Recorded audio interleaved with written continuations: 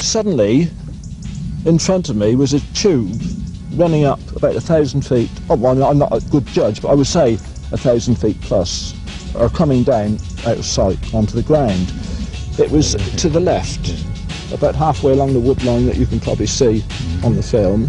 The first one, where I stood in the field nearby, and then when that died away, the second one appeared near the tree over near the woods. This was not very many yards away from me, but the important point about it that struck me with it was the circular motion of the ashes in the grit on the ground. It didn't appear to be being sucked up the tube.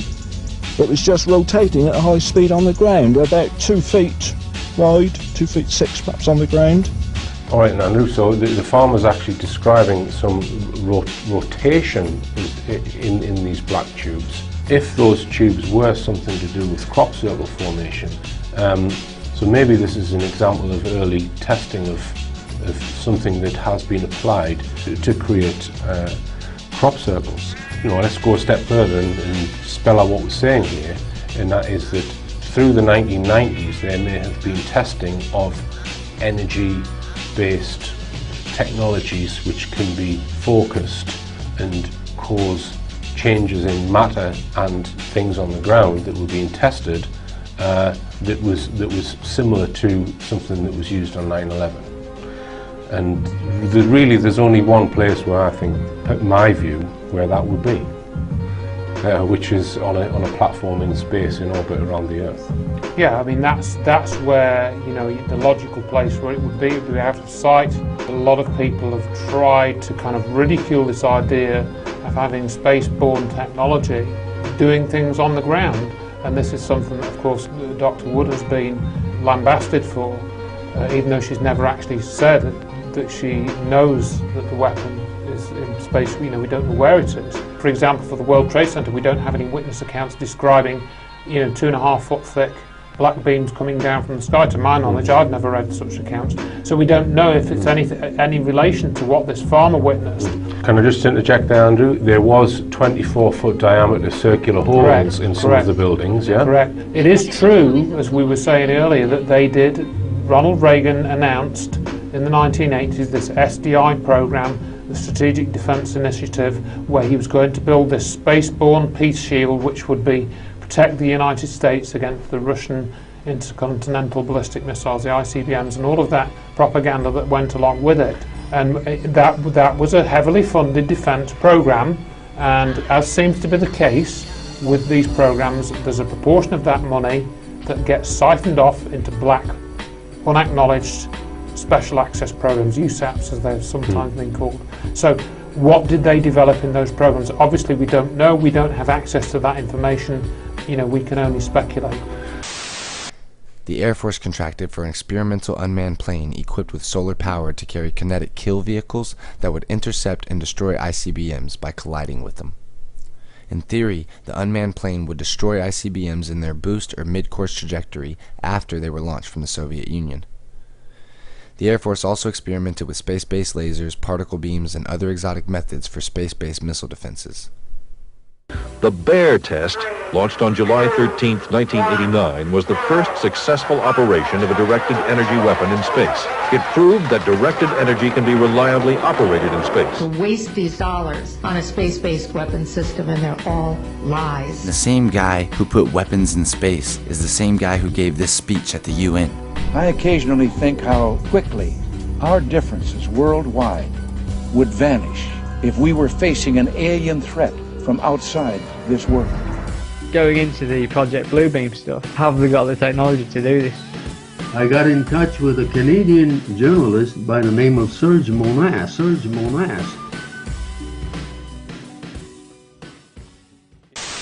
Maybe the projection system works better with a clear backdrop. Right.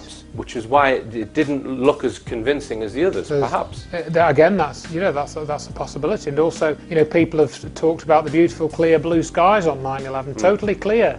And we know about the hurricane and how that weather system seems to have been steered and manipulated. Was again those blue skies necessary for this, you know, this illusion to be created? Again, we can't necessarily connect the two.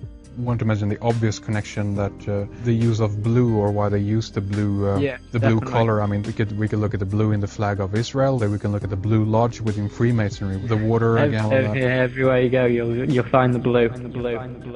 Was again those blue skies necessary for this illusion to be created? Blue lasers have many applications, including magnetic levitation devices and handheld video projectors.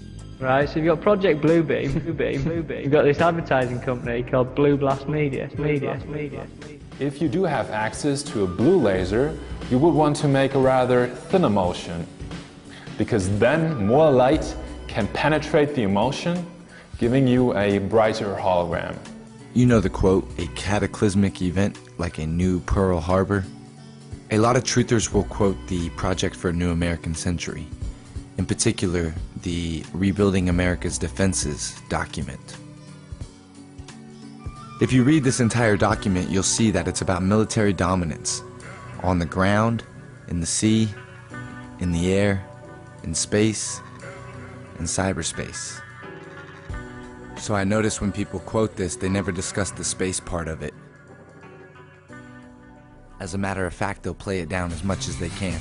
And that's been looked at. It's tough. It's a tough problem. It's almost ruled out there. I don't think we have such a weapon. Thank goodness. Thank goodness.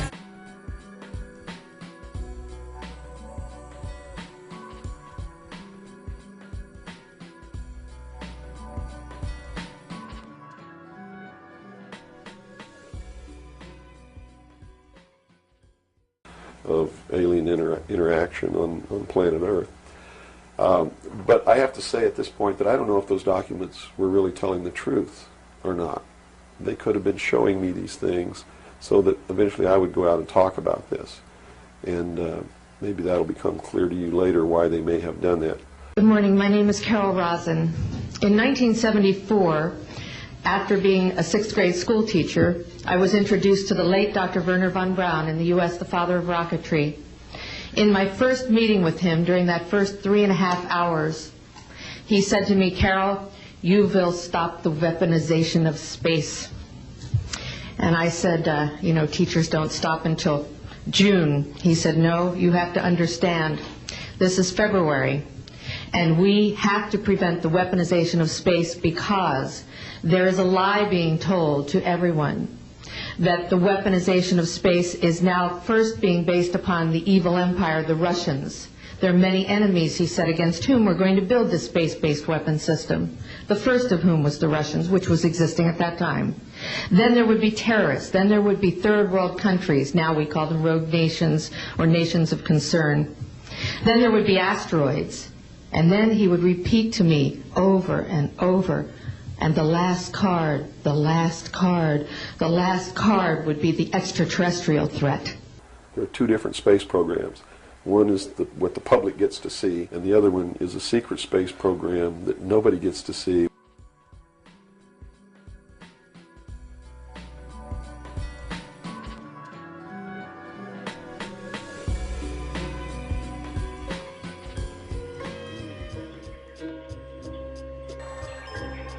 Magic? Sure it is. It is innovation in space. Now, why is it so hard for people to accept this information? A volunteer is told that he's taking part in a visual perception test. What he doesn't know is that the other participants are actors, and he's the only person taking part in the real test, which is actually about group conformity. Please begin. The experiment you will be taking part in today involves the perception of line length. Your task will be simply to look at the line here on the left and indicate which of the 3 lines on the right is equal to it in length. So, for example, if you... The actors have been told to match the wrong lines. The volunteer will be monitored to see if he gives the correct answer or if he goes along with the opinion of the group and gives the wrong answer. In the first test, the correct answer is 2. 1. 1. 1.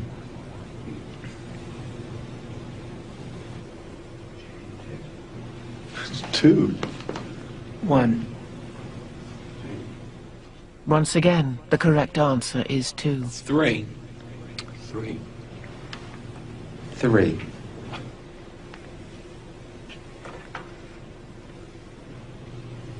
3. 3. Group dynamics is one of the most powerful forces in human psychology.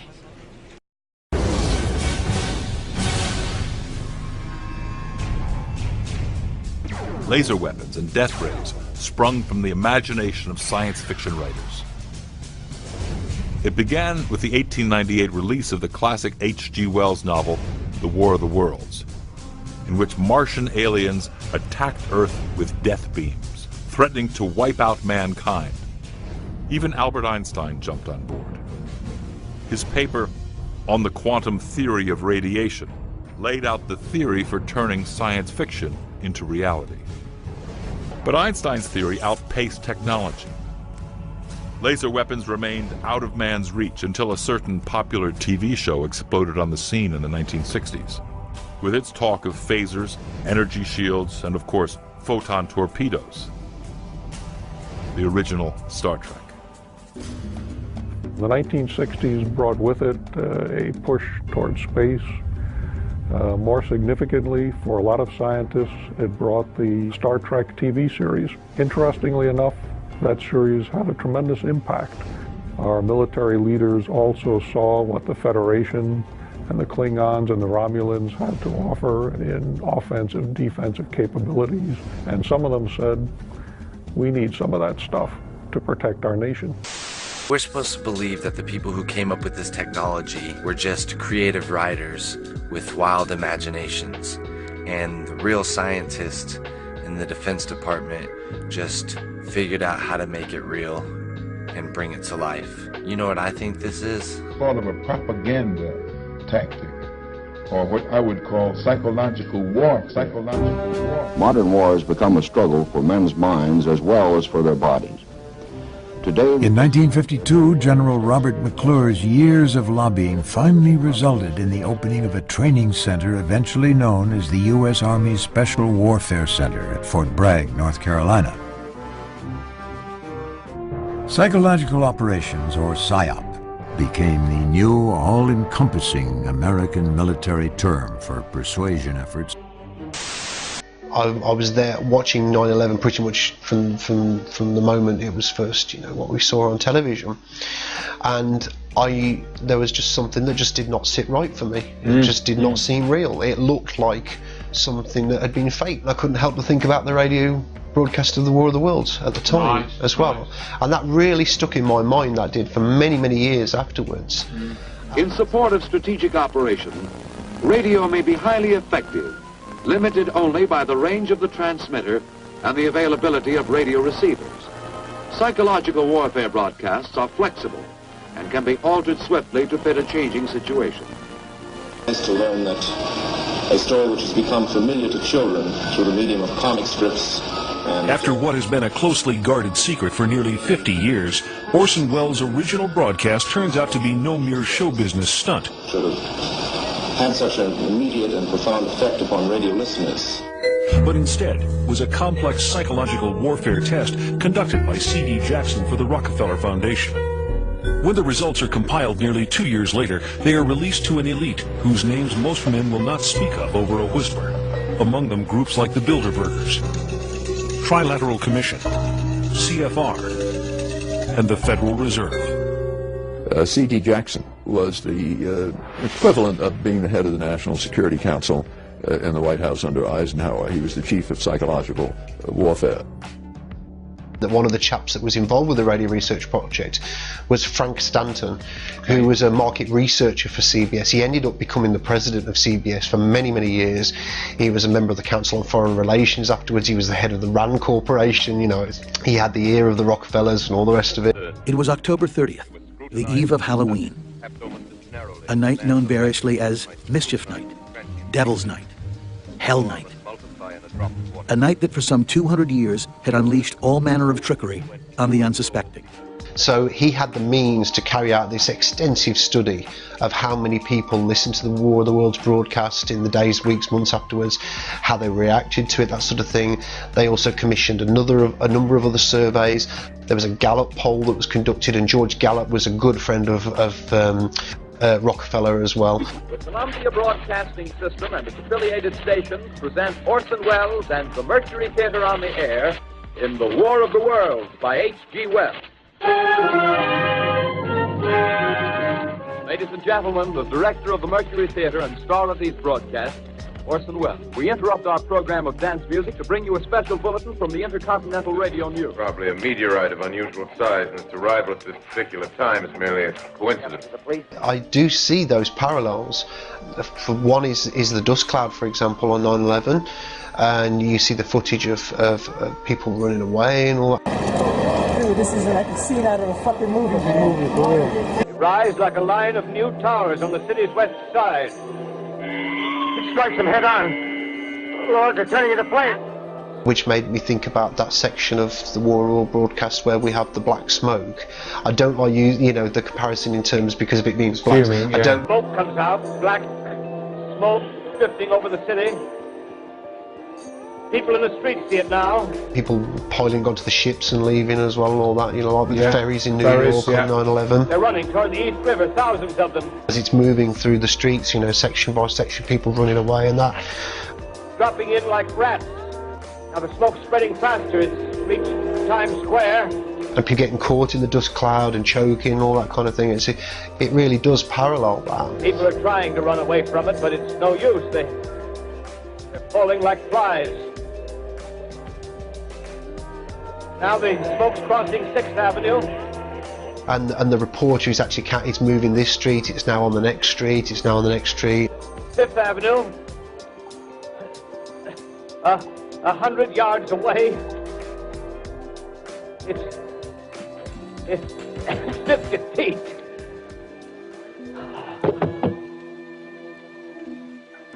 People might look at it and say, oh, that's a bit of a stretch, Yeah. I personally don't think this is a stretch at all, especially when you consider who it was that was making sure that the Port Authority got these towers built.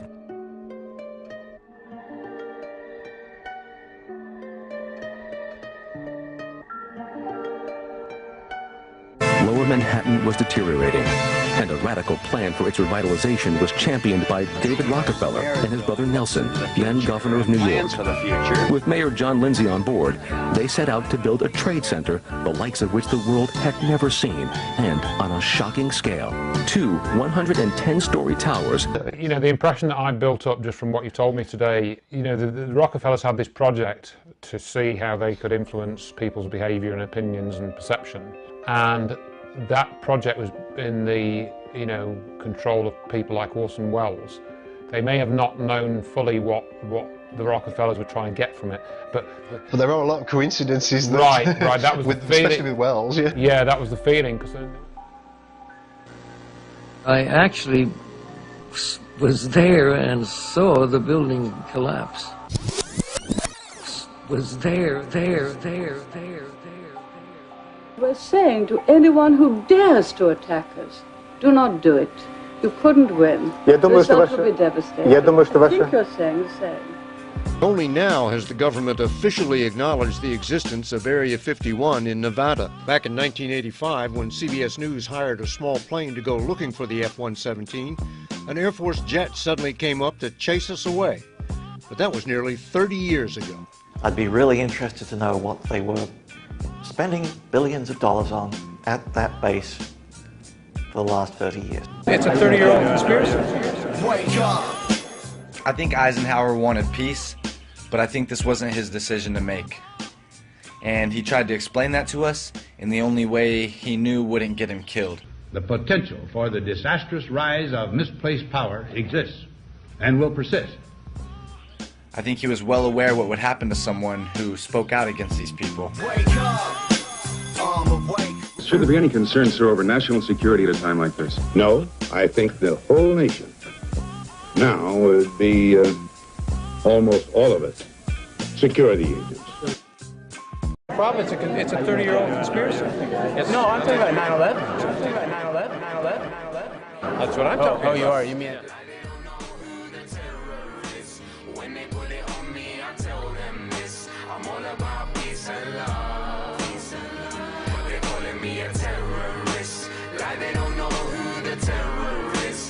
insulting my intelligence. Oh, how these people judge. It seems like the ragheads and packies are worrying your dad, but your dad's favourite food is curry and kebab. It's funny but it's sad how they make your mummy hurry with her bags, rather read the Sun and study all the facts. Tell me, what's the bigger threat to human society? BAE systems or homemade IEDs, remote control drones killing off human lives, or man with homemade bomb committing suicide? I know you were terrified when you saw the towers fall. It's all terror, but some forms are more powerful. It seems nuts. How could there be such agony when more Israelis die from peanut allergies? It's like the definition didn't ever exist. I guess it's all just dependent who your nemesis is. Irrelevant how eloquent the rhetoric peddler is. They're telling fibs now. Tell us who the terrorist is. They're calling me a terrorist, like they don't know who